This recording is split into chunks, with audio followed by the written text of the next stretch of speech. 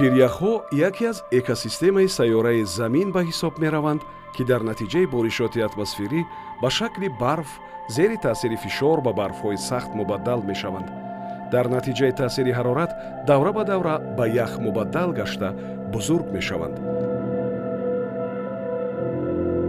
пирях ҷинси кӯҳ ҳисоб шуда дар натиҷаи боришоти бисёрсола ба вуҷуд омада як хусусияти чандирӣ ва ҳаракаткунанда дорад ва ях аз пирях дар фарқияташ дар он аст ки он доим дар ҳаракат аст. пиряхҳо асосан дар минтақаҳои ки ҳарорати мусоид барои ташаккулёбии пиряхҳо ҳастанд, яъне ки минтақаҳое ки нисбатан ҳарорати паст доранд ва минтақаҳои баландкӯҳӣ ташаккул меёбанд. мафҳуми пирях гуфта мо криосфераро дар назар дорем. ба криосфера дохил мешавад яхҳои абадӣ, пиряхҳо, захираҳои барфӣ ва инчунин албатта пиряхҳои калонтарине ки дар ҳудуди миқёси ҷаҳонӣ ҷойгир шудаанд.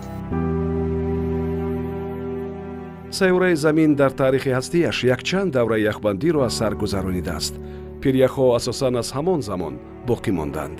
дар Осиёи миёна охирин яхбандӣ тақрибан 100 000 сол пеш ба вуқӯъ пайваста буд, ки ба хулосаи олимон пиряхи ванҷях яъне феченка маҳз ҳамон сол пайдо шудааст, ки андозааш ниҳоят калон буд.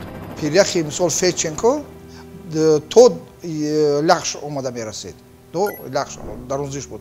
ҳозир он коста шуда ҳолати ҳозираро дорад ки 77 километр аст. лекин ин ақибравӣ тадқиқотҳои мисол геологӣ ва палеонтологӣ нишон медиҳанд ки онҳо охирон яхбандӣ ин 100 000 сол пеш ба вуҷуд омада буд ва ташаккул ёфт. бино ба сарчашмаҳои илмӣ дар рӯи Замин тақрибан 16 миллиард километри мураббаъро пиряхҳо ташкил медиҳанд, ки ин масоҳат ҳамагӣ 1.5% масоҳати сатҳи хушкӣ мебошад.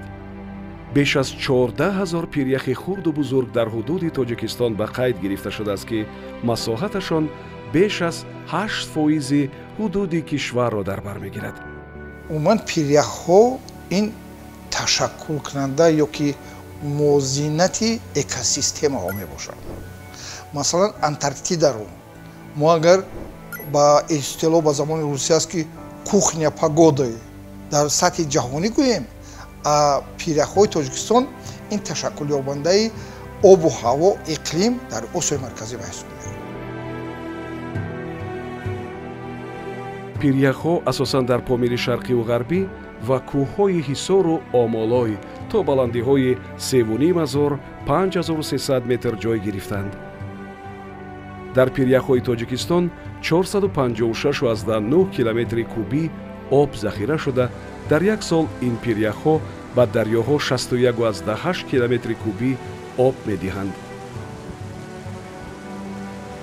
пиряхҳои кӯҳӣ асосан пиряхҳои калони он дар гардиши умумии об дар табиат нақш мебозанд ва онҳо барои ҳар як минтақа хусусиятҳои хоси худро доранд. масалан агар ки дар раванди ташаккулёбии равандҳои гидрометеорологии сайёраи Замин пиряхҳои Арктика ва Антарктида нақши муҳим дошта бошанд, барои минтақаи Осиёи марказӣ пиряхҳои минтақаи Помир нақши ҳалкунанда ва ташаккулдиҳандаи равандҳои гидрометеорологиро доранд, зеро ки ин пиряхҳо дар раванди ташаккулёбии ҷараёни об, гирдгардиши об дар табиат ва ҳаракати ҳавои атмосфера, ҳаракати равандҳои гидрометеорологии ҳавои атмосфера, воридшавию хориҷшавии ҷараёнҳои гидрометеорологӣ нақш мебозанд.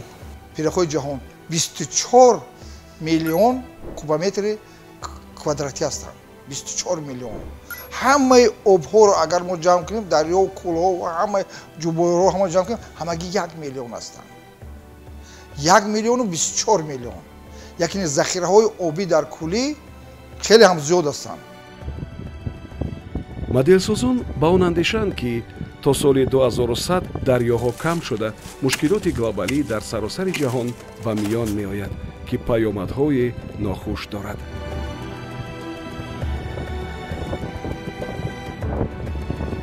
барое ки ин обнокии дарёҳо вобастагӣ дорад ба боришот, обҳои зеризаминӣ ва пиряхҳо.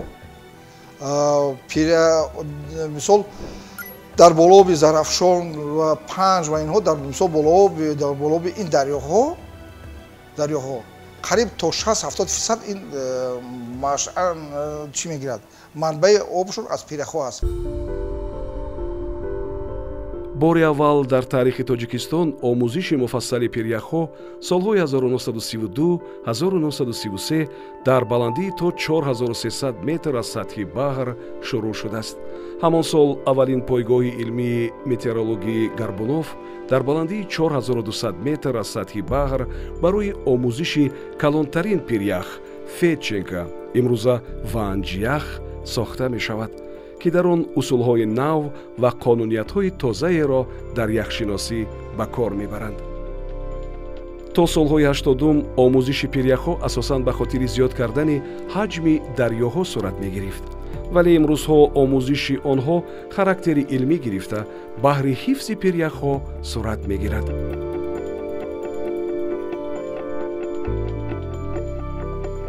омӯзиши пиряхҳои ҷумҳурии Тоҷикистон дар замони ҳозира асосан дар маркази омӯзиши пиряхҳо бо якчанд усулҳои муосир бароҳ монда шудааст. ин якум усули экспедитсионӣ, ки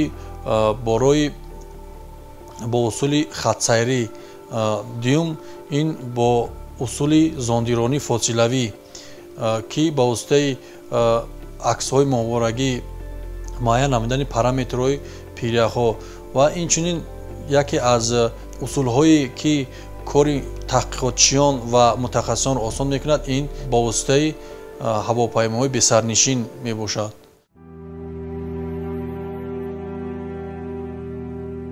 натиҷаи коргузории саҳроии Олимон бо усули изотопӣ дар озмоишгоҳҳои соҳавӣ, ки таркиби пиряхҳоро муайян мекунанд, хулосагирӣ мешаванд. барои он ки таркиби пирях агар мо надонем, он се ки мо рӯякӣ мисол ба тариқи экспериментӣ рӯякӣ меомӯзем, ин ягон чиз ба мо намедиҳад. ҳолати пиряхро намедонем. мисол пирях дар натиҷаи таъсири антропогенӣ коҳиш ёфта истааст ё ки рӯ ба таназзул овардааст, аз байн меравад, худи он аз байн меравад. ман гуфтам як даври зиндагӣ дорад, агар зиндагӣ нодуруст мумкин бошад, як даври будани ҳамон пирях ҳастад ва ино мо мукаммал пурра муайян мекунем. барои ҳаман маркази моро эътироф мекунанд, ки мо аз пиряхро, аз молекула, аз изотопҳо то тариқи экспедитсионӣ ва маҳворагӣ меомӯзем. бо назардошти аҳамияти таъсири гармшавии иқлим ба пиряҳҳо дар лабораторияи мо як самти нав кушода шудааст, самти омӯзиши динамикаи ҳаракати пиряҳҳо дар Тоҷикистон. дар маҷмӯъ ин самти илм чист дар пиряхшиносӣ, ин моделсозии физикии динамикаи ҳаракати пиряҳҳо мебошад. олимон ҳангоми таҳқиқ пиряхҳои ҳаракаткунандаро ба се намуд ҷудо намуданд. намуди аввал пиряхҳое ки ҳаракати дур надоранд. ин намуди пиряхҳо васеъ мешаванд, фишурда мешаванд вобаста ба боришоти барф.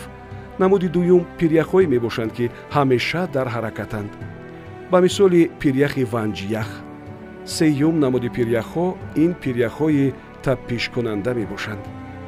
аз соли 2000 ҷониб шумораи пиряхҳои Тоҷикистон 14000 муайян карда шудааст, ки дар ин раванд тамоми пиряхҳое ки мавҷуд буданд новобаста аз масоҳаташон шумурда шуданд ва шумораи умумии онҳо 14100 адад муайян карда шуд. пиряхҳои Тоҷикистон ин аст, ки дар минтақаи Помири шарқӣ онҳо устувор ҳастанд, ҳаҷман калон устувор ҳастанд, лекин дар болооби дарёи Зарафшон, болооби дарёи Кофарниҳон онҳо хеле ҳам коҳиш ёфтанд.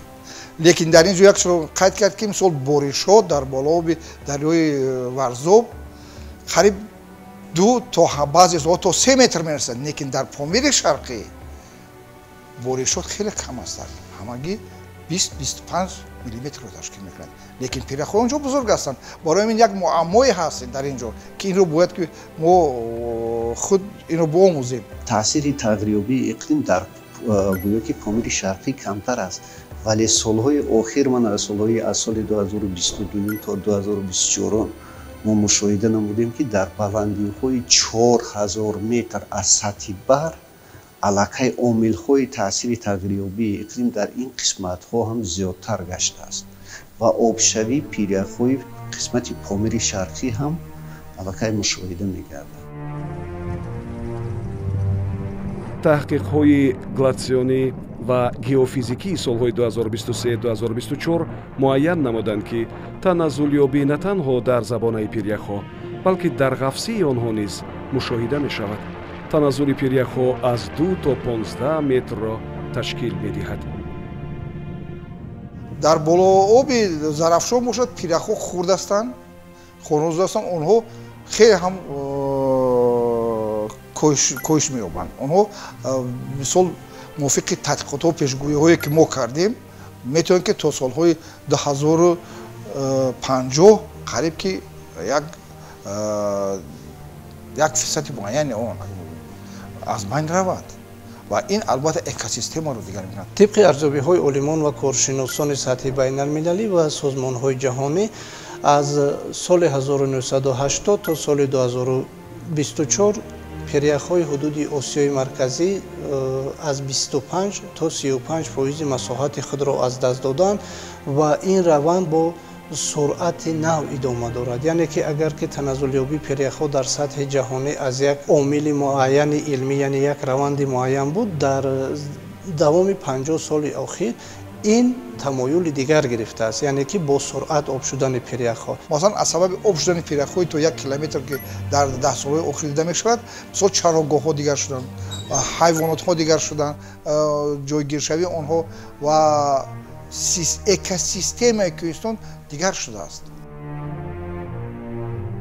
бино ба коргузории олимони тоҷик, таназзули пиряхҳо дар дарёи панҷи ноҳияи ишкошим аз 22 то 55%, дар дарёи зарафшон зиёда аз 25%, дар ҳавзаи дарёи ванҷ аз 25 то 33%-ро ташкил медиҳад. дар ҳавзаи дарёи хингоб пиряхи гармо мавҷуд аст ки давоми 30 соли охир беш аз 6.5 километр таназзул ёфтааст, ки ба ҳисоби миёна дар як сол 210 метр забонаи ин пирях кам шудааст. ҳар сол зиёда аз 500 то 1000 пиряхҳои хурде ки аз танаи пиряхи асосӣ канда шуданд ва пиряхҳои хурд буданд, ҳамасола аз 500 то 1000 адад пиряхҳо аз байн мераванд. дар ҳавзаи дарёи искандаркул беш аз 50 пиряхи хурду миёна вуҷуд дорад. пиряхи осебпазир ин пиряхи ГГП ба ҳисоб меравад, ки обшавии фаъол дорад. пиряхе ки хеле осебпазир аст, ин пиряхи ГГП мебошад. дар солҳои охир ин пирях хеле осебпазир шудааст ва обшавии пиряхҳо назаррас шудааст. ва дар вақти тадқиқот мо ба хулосае омадем ки ҳарорати миёнаи 800 соли охир дар ин мавзеъ ҳарорати ҳаво ба 1 дараҷа боло гаштааст. бештари пиряхҳои ҷумҳурии тоҷикистон дар яъне аксарият ҳолатҳо аз таъсири анамун чангу ғубуре ки аз ҳисоби хушавии баҳри арал аз дигар биёбонҳои кишварҳои ҳамсоя ки ворид мешаванд ва яъне коҳишёбии онҳо, обшавии онҳо, таназзулёбии онҳо ба мушоҳида мерасад. омӯзиши фосилавии тариқи аксҳои кайҳонӣ сурат мегирад. олимони тоҷик бо истифода аз расмҳои ҳифз гардида вазъи имрӯзаи пиряхҳоро ташхис мекунанд. вобаста ба назорати фосилавӣ аз солҳои 1970 то имрӯз давра ба давра таъсири тағйирёбии иқлим ба пиряхҳо мушоҳида шудааст. тадқиқотҳо нишон доданд ки аз соли 2018 то ин ҷониб сол то сол обшавии пиряхҳо зиёдтар дида мешавад, яъне ки аз 2018-19 баъд аз он боз ҳам ҳамун ҳаҷми пирях зиёдтар кам шуда истодааст ва сабаби ин дар боришот мебошад, яъне ки ҳангоме ки боришоти дар зимистон боришоти барф кам агар шавад, ҳамон таъсираш ба пирях мерасад ва обшавии пирях бисёртар дида мешавад. яке аз нишонаҳои обшавии пиряхҳои тоҷикистон ин зиёд шудани оби кӯли қарокӯл мебошад.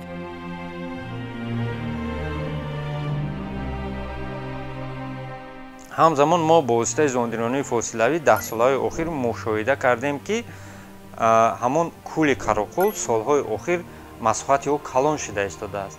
яъне ки дар натиҷаи тағйирёбии иқлим ва обшавӣ бо суръати пиряхҳо масоҳати кӯли қарокӯл зиёд шуда истодааст. аз ҳисоби обшавӣ бо суръати пиряхҳо, яъне анамон ҳатто каму зиёдшавии маҷрои дарёҳо барои пур кардани обанборе ки дар обанбори нерӯҳои барқиёби Ровон аст ва дигар обанборҳое ки дар ҷумҳурии Тоҷикистон ҳастанд, яъне таъсири худро хоҳад расонид.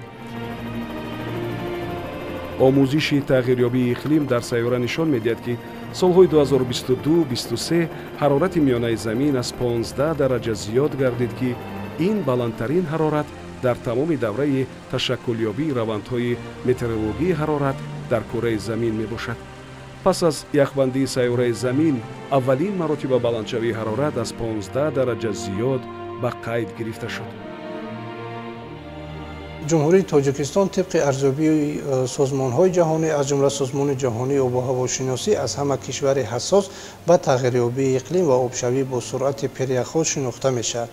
аз ҳамин нуқтаи назар ва натиҷаи таҳқиқотҳое ки имрӯз мавҷуд ҳастанд, дар тамоми пиряхҳои тоҷикистон дар давраи гармӣ ташаккулёбӣ бо суръати селҳои пиряхӣ ба вуқӯъ пайвастани обхезиҳо, ин аз он далолат мекунад, ки тамоми пиряхҳои тоҷикистон ба тағйирёбии иқлим ва баланд гардидани ҳарорат дар сайёра ҳасосанд ва ҳамин чиз аз рӯи натиҷаи таҳлилҳое ки мо дорем, масалан дар таназзулёбии пиряхҳои ҳавзаи дарёи Зарафшон, ҳавзаи дарёи Вахш, ҳавзаи дарёи Панҷ ба мушоҳида мерасад.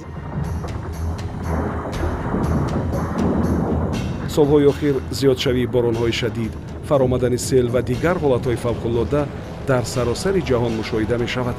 дар тоҷикистон низ фаромадани сел, боронҳои шадид, кам боридани барф дар ҳамвориҳо нисбат ба солҳои қаблӣ мушоҳида мешавад, ки паёмадҳои нохуб дорад.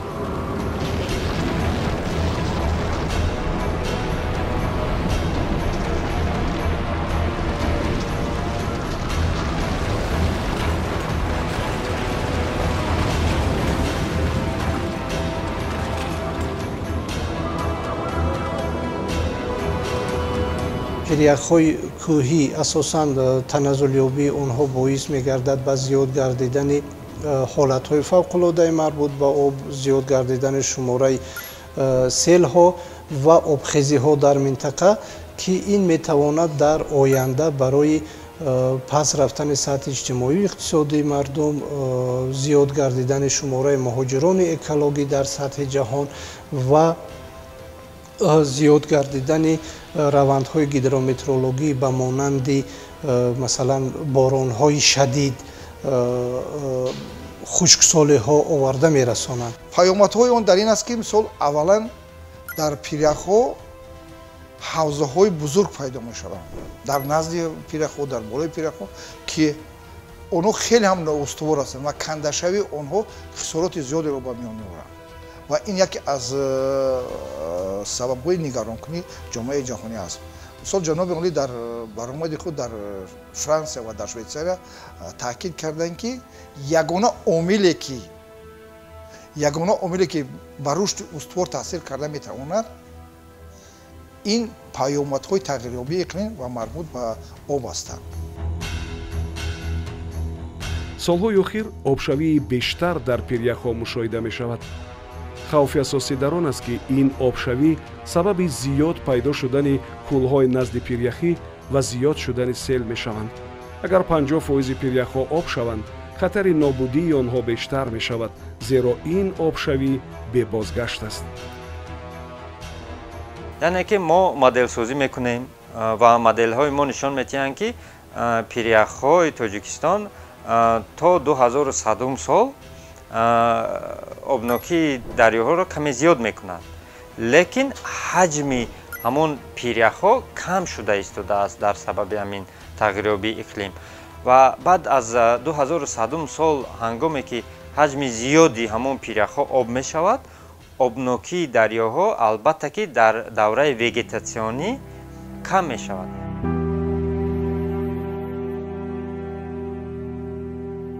дар умум ҳаҷми миёнаи об аз пиряхҳо ҳамагӣ 30% бояд бошад. 70% дигари оби дарёҳо аз ҳисоби барфу борон бояд зам шавад. аммо мушоҳидаҳо нишон медиҳад ки дар давраи деригатсионӣ 70% дарёҳо аз ҳисоби пиряхҳо об мегиранд. ин таъсир бештар дар осиёи марказӣ ба чашм мерасад.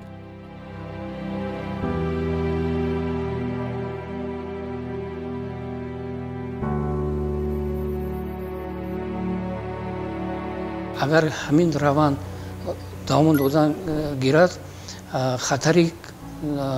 хатари кам шудани оби дарёҳо ба назар мерасад ва ин таҳдидҳо ба иқтисоди тоҷикистон алахусус ба сохторҳои гидроэнергетика ва соҳаи гидроэнергетика, соҳаи кишоварзӣ хатарҳои зиёд оварданаш мумкин аст.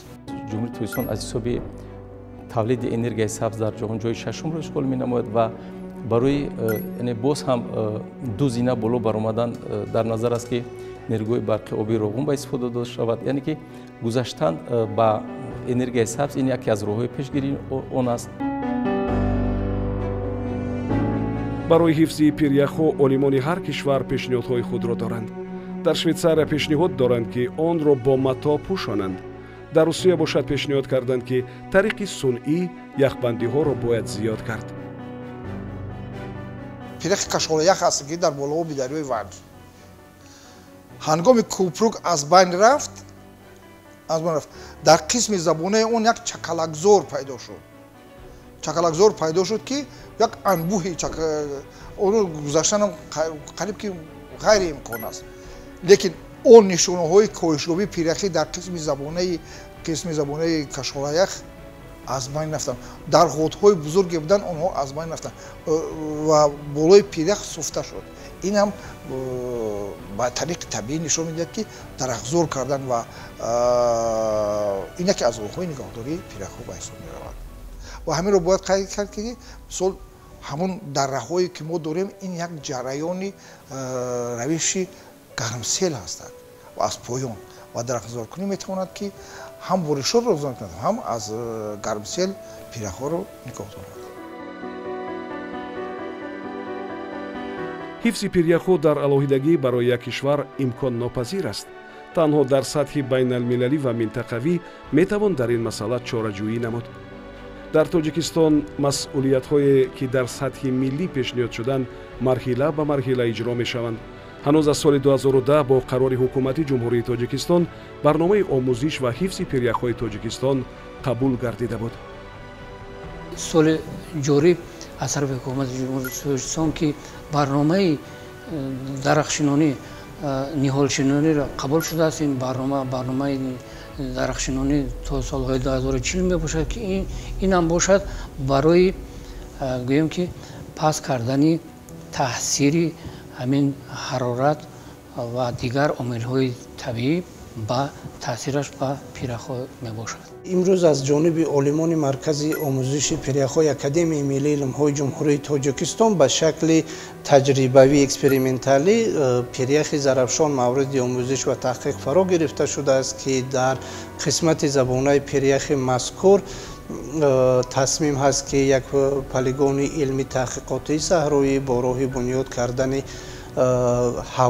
ҳавзҳои назди пиряхе ки бо ин мақсад гузарондани таҳқиқоту таҷрибаҳо вобаста ба танзими равандҳои гидрометеорологӣ ва танзими иқлими хурди минтақа, яъне ҳамчун ба шакли таҷрибавӣ амалӣ карда мешаванд, таҷрибаҳо ҳастанд. ва дар ҷумҳурии Тоҷикистон бунёд кардани обанборҳо ҳамчун обанборҳо ҳамчун махзанҳое ки битавонанд дар раванди ташаккулёбии равандҳои гидрометеорологӣ хизмат расонанд, яъне ҳамчун зиёд кардани боришоти атмосферӣ аз ҳисоби бухоршавии об таҷрибаҳо ҳастанд, вале барои ҳифзи пиряхҳо дар сатҳи миллию минтақавӣ ташаббуси як кишвар ниҳоят кам аст.